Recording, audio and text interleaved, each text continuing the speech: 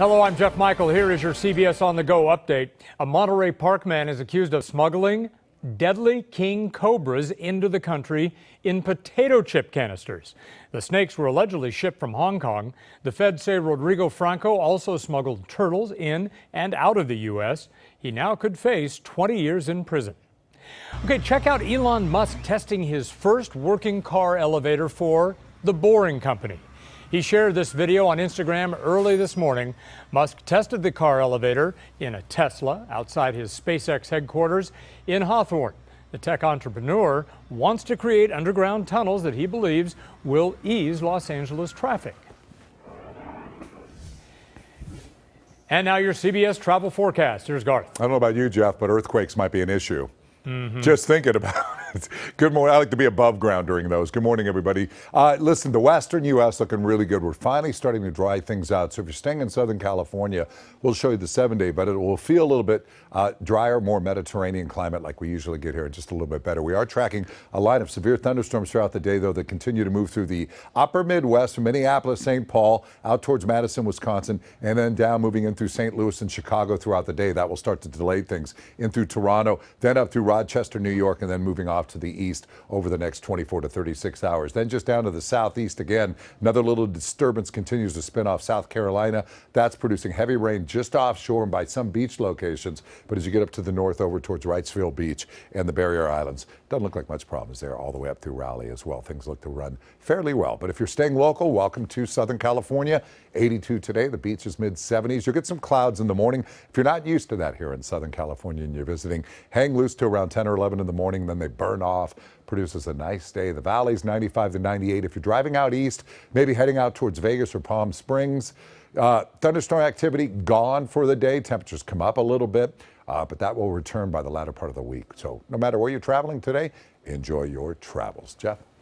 All right, Garth, thanks. Many of us have known people who have suffered a stroke. It's when blood to the brain has been cut off. But what about a stroke to the eye? Only on 2, our Sharon Branson explains the condition that could leave you blind. It comes on and you don't even know it. That's a problem, is you don't feel any pain. Peter Tamney of Pasadena woke up one morning last month with trouble seeing out of his left eye. And I did what everybody does. I put eye drops in and I went to work. But things rapidly got worse. I couldn't read the newspaper. I couldn't read the computer. And the day before you woke up, it was fine? Fine. 100%? 100%. Normal. 100% normal. Two ophthalmologists couldn't figure out what was wrong. They sent the 73-year-old to neuro-ophthalmologist Dr. Peter Kuros of the Doheny Eye Center, UCLA. He diagnosed him with stroke of the eye. It's an interruption of blood flow to the optic nerve. It's really usually sudden, painless vision loss. It happens most frequently when people notice it when they first wake up in the morning. You can see how the edges are not well defined. Dr. Kuros says symptoms usually get worse in 2 to 3 days. Some patients lose vision completely within weeks. This disease happens to be the most common optic nerve disease in patients over the age of 50. And just look straight ahead for me. Still, Kuros says it's often misdiagnosed and time is critical. There's currently no treatment, so the doctor enrolled Tamney in an experimental drug study with at least 200 other patients around the world. Treatment has to be given within the first 2 weeks of onset. It blocks a cellular messenger that normally tells cells to die. Some patients are receiving the placebo, and it's too early to tell if there's improvement. And the study will go on for about another year. If you'd like more information about the condition or the study, just go to our website, cbsla.com. In Pasadena, Sharon Branson, CBS 2 News. CBS On The Go Sports. Rams rookies report to training camp today at UC Irvine before the veterans report Friday. That's ahead of Saturday's first practice, and it will be the first training camp under new head coach Sean McVay, which has led to a lot of excitement throughout that organization.